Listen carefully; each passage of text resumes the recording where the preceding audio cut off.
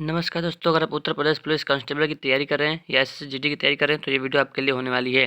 दोस्तों, यहाँ पे इंपॉर्टेंट क्वेश्चन हम देखेंगे, तो आइए शुरू करते हैं। पहला क्वेश्चन देखिए, 24 जनवरी 1950 को संविधान सभा के 284 सदस्यों ने हस्तलिखित संविधान पर हस्ताक्षर किए, जिसमें कितने महिलाएं शामिल थी? तो ऑप्शन सी, 15 महिलाएं शामिल थी। ठीक है दोस्तों, आप ये याद रखिएगा, 24 जनवरी 1950 को, ठीक है ना, 284 सदस्यों में से 15 महिलाएं जो है महिलाएं थी। ठीक है ना।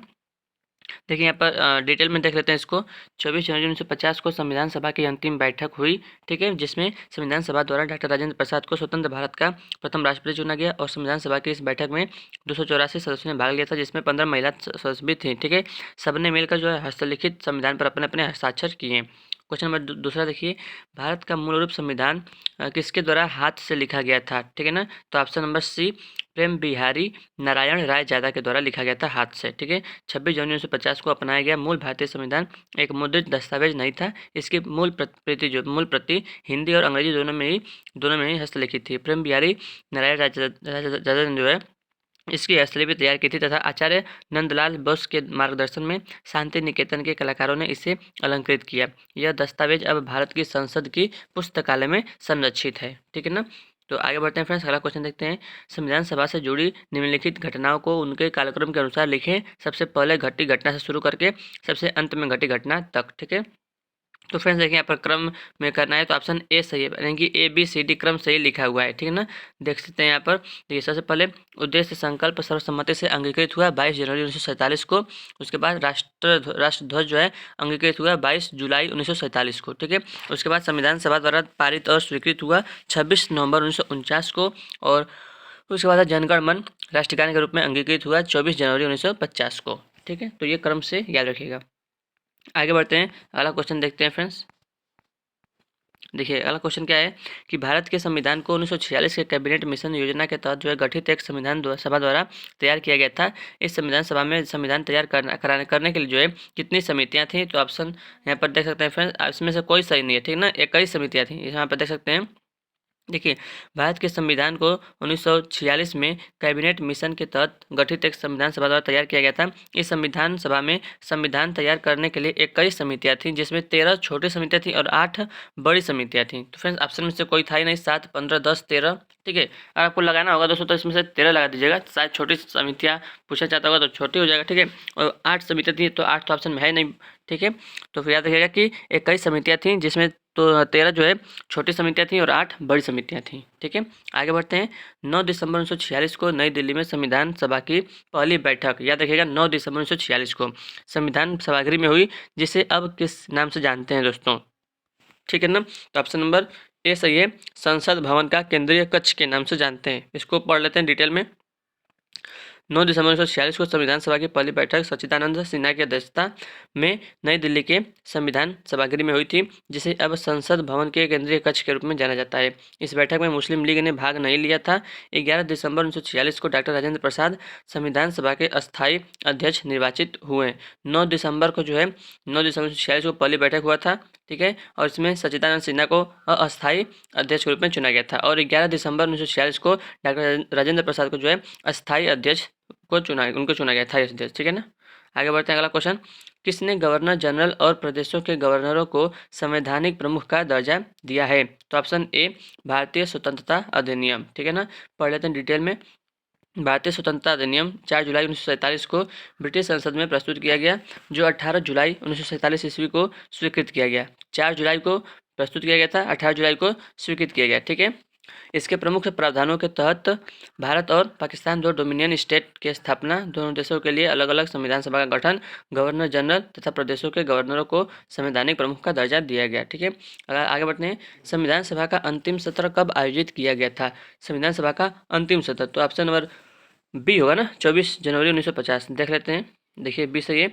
14 नवंबर 1949 को संविधान सभा में डॉक्टर भीमराव रामजी अम्बेडकर द्वारा the constitution and settled by the assembly, ठीक है, असेंबली बी पास्ट प्रस्ताव पेश किया गया। संविधान के प्रारूप पर पेश इस प्रस्ताव को 26 नवंबर 1949 को पारित कर दिया गया और 24 जनवरी 1949 को संविधान सभा की अंतिम बैठक हुई। इसके बाद संविधान सभा ने 26 जनवरी 1950 से 1951 में हुए आम चुनाव के बाद बनने वाली नई संसद के निर्माण तक भारत की अंतरिम संसद के रूप में काम किया। अगला क्वेश्चन देखते हैं, निम्नलिखित में से कौन सा भारत के संविधान के बारे में सही है?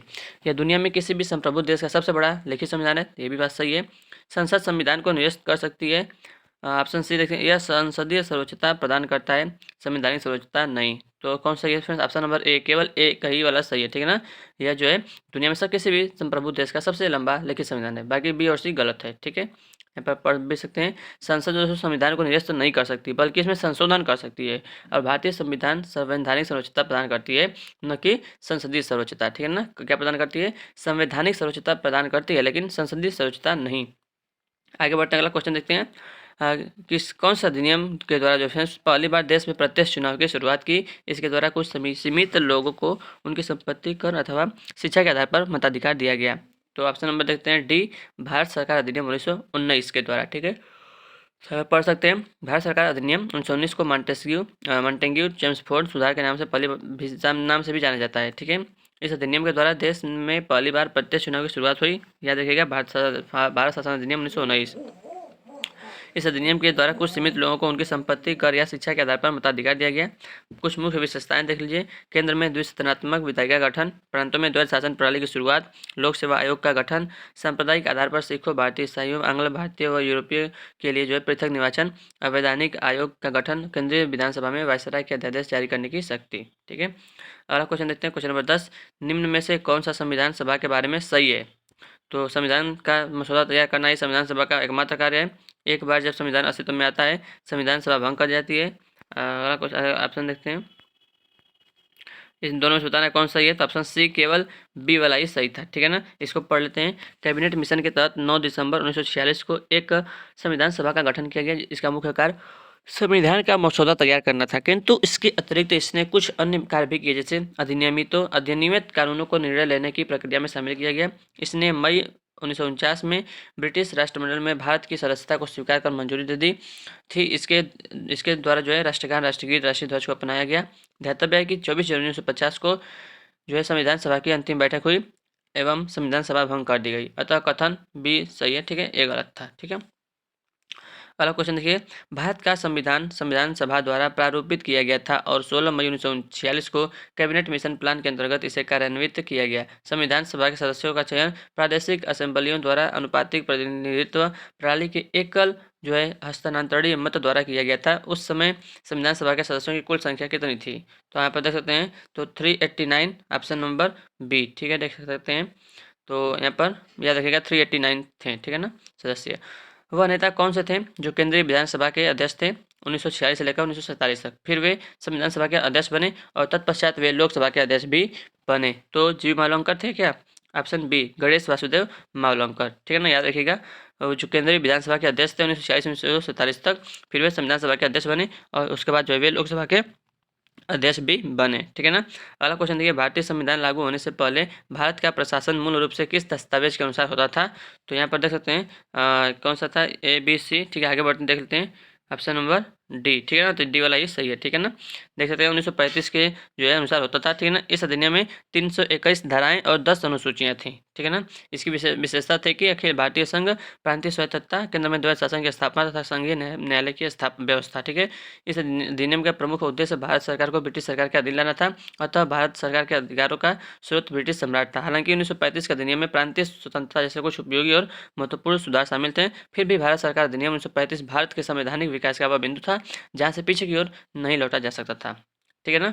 आगे बढ़ते हैं, भारत के संविधान के कौन से भाग रूस से लिए गए हैं? पंचवर्षीय योजना, मौलिक अधिकार और मौलिक दायित्व। तो फ्रेंड्स देखिए, पंचवर्षीय योजना तो लिया गया है, मौलिक अधिकार तो यूएसए से लिया गया है और मौलिक कर्तव्य दोस्त होता है वो लिया गया है कहाँ से? रूस से। तो मौलिक दायित्व तो कौन सा? ऑप्शन ए, पी और आर। मौलिक दायित्व दोस्तों यानी कि यही इसी को बोल रहा है, मौलिक कर्तव्य यही है, ठीक है ना। मौलिक दायित्व यानी मौलिक कर्तव्य, ठीक है। तो ऑप्शन ए से जगह पी और आर, पंचवर्षीय योजना और मौलिक दायित्व, ठीक है ना, याद रखिएगा। यहाँ पर लिखा भी गया दोस्तों, मौलिक अधिकार संयुक्त राज्य अमेरिका के संविधान से लिया गया है। मूल अधिकार भारतीय संविधान के भाग 3 में अनुच्छेद 12 से 35 तक वर्णित है। ये भी अधिकार हैं जो व्यक्ति के भौतिक व नैतिक विकास के लिए अनिवार्य माने जाते हैं, ठीक है ना। वह जिन्हें संविधान का विशेष संरक्षण प्राप्त है। वही संविधान में 42वें संविधान अधिनियम संशोधन द्वारा एक नया भाग 4 को अनुच्छेद 51 को जोड़कर नागरिकों के लिए कुल 10 मौलिक कर्तव्यों का समावेश किया गया। बाद में 86वें संविधान संशोधन द्वारा 11वां मूल कर्तव्य जोड़ा गया, ठीक है ना।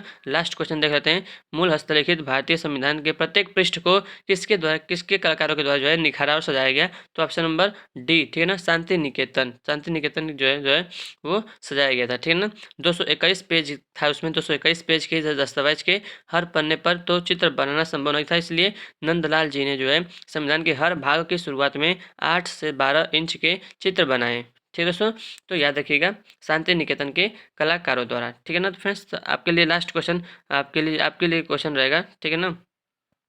निम्नलिखित कार्यों में से कौन सा संविधान सभा द्वारा नहीं किया गया था?